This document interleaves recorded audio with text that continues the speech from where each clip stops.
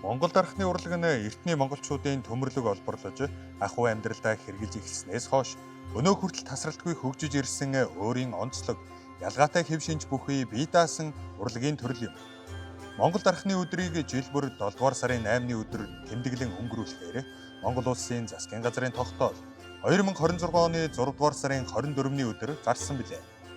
Чингис хаан үндэсний музейд Монгол дархан адууны соёл тусгай үзэсгэлэн өнөөдөр дэлгэгдэж ээлт хийх үеэр соёл спорт, аялал жуулчлал, залуучуудын сайд алдарж авахтан дээрх тогтоолыг дархчуудын холбооны тэргүүн Батзоригт гардуулан өглөө.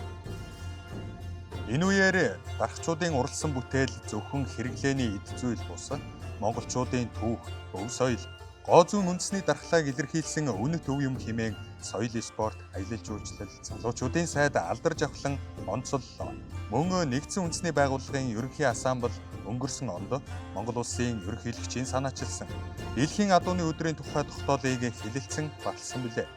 Үүнтэй уялдуулан Дэлхийн адууны өдрийг 2 дахь жилдээ Монгол дархны өдрийг анх удаа тэмдэглэн өнгөрүүлэх хүрээнд нүүдэлчин монголчуудын оршихуйн үндэс болсон адуу, түүнийг дагсан соёлын баялаг уламжлал, уран дархчуудын ур, илмийг гарын ураар бүтсэн адуун соёлын тоног хэрэгслийг цогцоор нь сурталчлан таниулах уг үзэсгэлэнг ерөнхийлөгчийн тамгын газар, соёл спорт, аялал жуулчлал, залуучуудын яам, Төмөн Эрдэнэс нэгдсэн холбоо, Чингис хаан үндэсний музей хамтран зохион байгууллаа.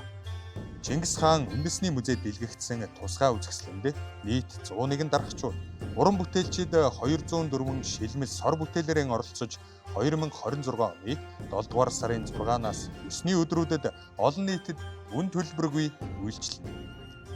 Монгол дархны урлагийг дэмжих тухай ерөнхийлөгчийн зарлиг 2016 онд гарч улмаар дархчуудын үзэсгэлэнг 3 жил тутамд уламжлал болгон зохион байгуулахаар болсон билээ.